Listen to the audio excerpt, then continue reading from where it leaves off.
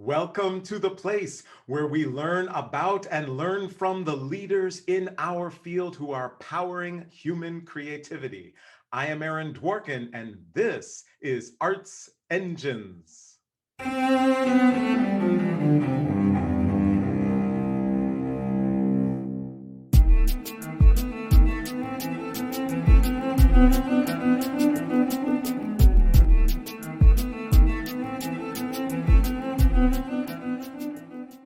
Thanks again for joining me here on Arts Engines. Today's guest is Charlie Grode, who serves as president and executive director of the Merit School of Music. Charlie, welcome to the show.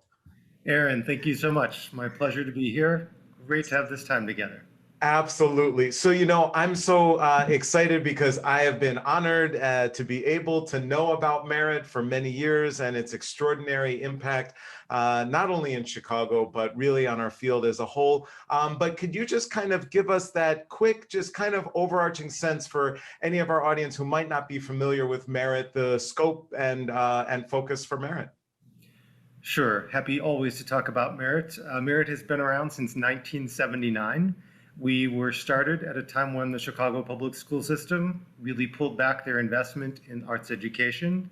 And we were founded by two visionary leaders, two visionary women who said, talent is equally distributed, but opportunity is not. And so Merit was founded with that in mind. We have grown significantly over the last 40 years. We have approximately 3,000 students, and we work with them across the city and centrally in our West Loop location. It's everything, early childhood up through high school, and we are jazz and classically focused. And we really believe that, music offers lifelong transformation opportunities. And that's what we're pleased and what I'm pleased and honored to be doing every day. Awesome. So I think kind of one of the things that, obviously a lot of us and a lot of viewers of the show are committed to the impact of music education, the role of arts, especially for young people. As you look at the field today, where do you see kind of the, either the biggest challenges and or the biggest opportunities that just exist in music education? Are there any key things that you think, right now, here's what we're experiencing. This is the biggest challenge that we see for young people, either accessing music education or engaging in it, or here is the biggest, we think opportunity that may be underutilized at this point. Sure. Well, I think there are two components to that answer, right? One is related to the pandemic, and one is related to, I think, an overdue reckoning with, long-standing systemic racism, right, and just an inequity in the arts. And so at Merit, we're really, I think, digging deeply into both of those. So part of that is about the opportunity and the access provided by virtual instruction. So, prior to last winter, prior to mid-March, there was no virtual instruction happening at Merit School of Music. We pivoted within, 2 weeks in the interest of keeping our musical community whole and vibrant. Also, as you know, a few months after that, right, with the murder of George Floyd, a real need to continue to dig deeply into what I think has long been a fight for equity at Merit. And I think the intersection of those two challenges is really extraordinary work to do. It's the work that will, I think, shape the future and the next generation of musicians and arts leaders. And I think it also presents us with tremendous opportunity because there's such destabilization, there's such isolation due to the pandemic. I think people are so eager to connect and to make things better together through the arts. So I think that's where we're doing the work. And I think the last thing I would say is the best news, I think, is that it's not work that we are doing alone. You started your question by asking about the field. And if I think about the time that I've been active and that we've had the opportunity to work together, I think the conversations, rather than having multiple disparate conversations, the conversations are becoming one, right? And I think Sphinx Connect has been just extraordinary at bringing individuals from the League of American Orchestras, from the National Guild for Community Arts Education, bringing those groups together, right? And instead of having two separate conversations at two different conferences, or three different conferences, we're really having that conversation thanks to Sphinx Connect.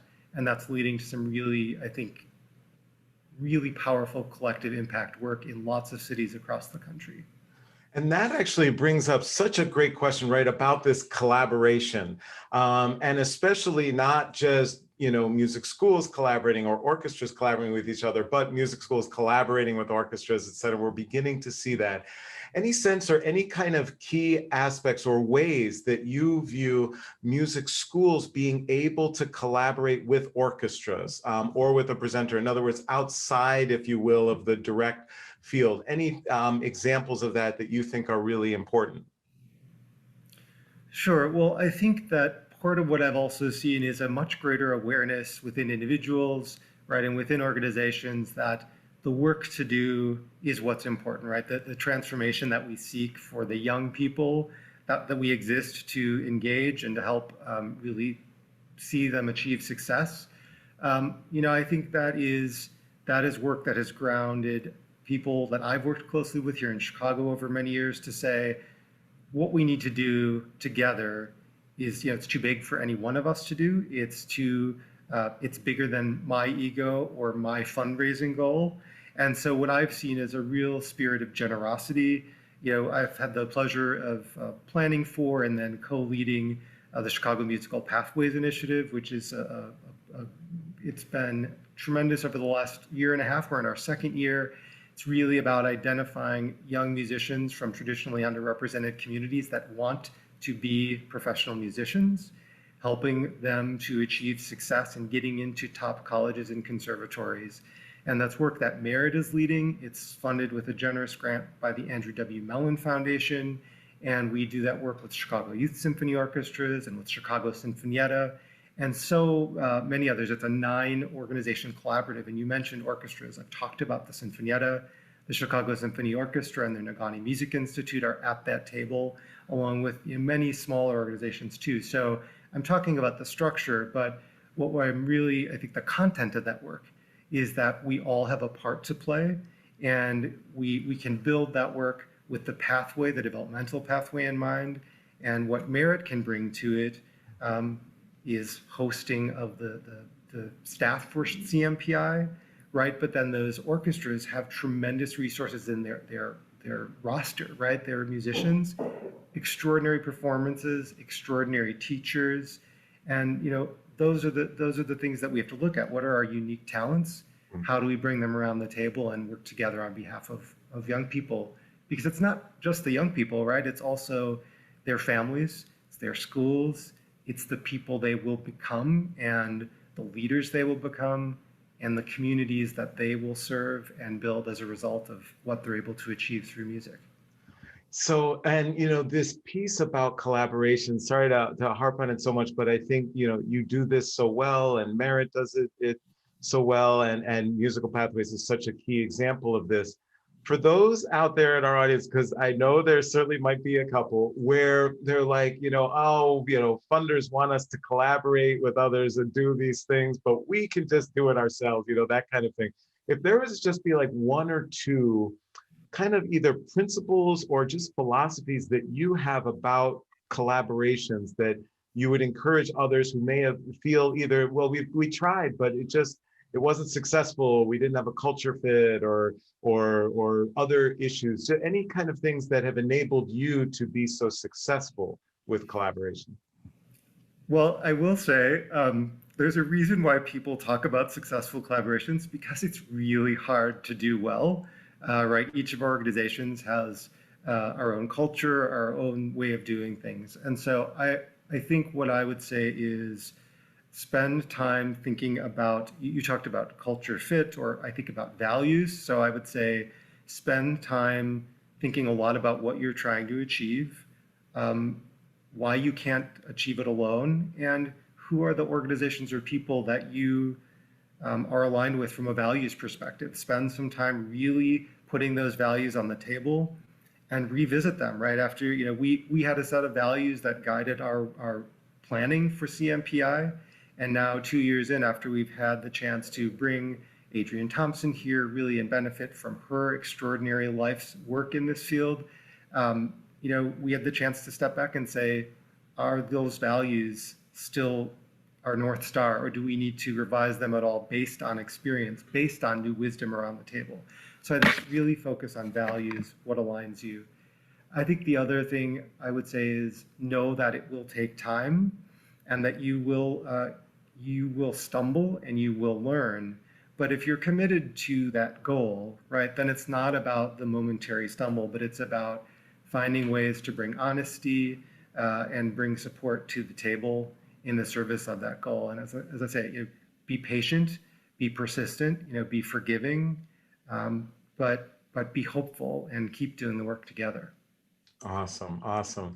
So unfortunately, we are just about out of time, but I wanted to kind of ask, about your own leadership style and where you go for strength. So during those tough days, during the days where a collaboration does not seem like it's working well, or isn't going to lead to the achievements that you hope, where do you kind of go for that source of strength for inspiration? And I do know you're an avid runner, so it might be running, but just kind of curious where you draw upon your own inspiration for your own leadership. Sure. Well, I think the first place is other people, right? I think part of what makes the work that we do is challenging. It's also very rewarding. So I think you want to surround yourself with people who will challenge you and who will support you. So I think my team members, maybe a board member, or really peers at other organizations who understand the unique challenges of leadership and can give you both an honest answer and tell you when, you need to really sort of refocus and also reaffirm what you've done. And then I think you're right. The other piece of it is sometimes you just, especially in the pandemic, you've got to get away from the computer.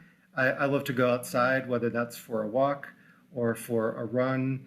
And just, I think that a combination of being outside and surrounded by natural things, it allows you to get out of your head and kind of allows your subconscious to work on, challenges and questions that you have, but in an indirect way. Right. So living in Michigan, I do have to ask, are you able to run year round? Because I think about Michigan winters and whatever I do outside ends up indoors during the winter in Michigan. Chicago winter, are you able to run year round? I am not a year-round outdoor runner. I have good colleagues who are, and I think it's a total mindset shift to say, I'm just going to do it no matter what. So no, for me, definitely during the winter, I focus more on indoor, but especially as we're in spring, just being outside and as things start to open up again, following what we hope will be, the conclusion of the pandemic, it's just glorious to be outside. And I used to run listening to music. And now for the last many years, I've stopped doing that because I like to focus on my own breathing, and I like to, hear the birds over the lake, or, when you're running in the country too, try to get over to Michigan and run too, where it's a little quieter. That's the best, just that natural soundscape and landscape. Well, Charlie Grode, you truly are one of the arts engines who is powering human creativity in our world. Thank you so much for joining us on the show. My pleasure, Aaron. Thank you so much for the invitation. So good to be with you today.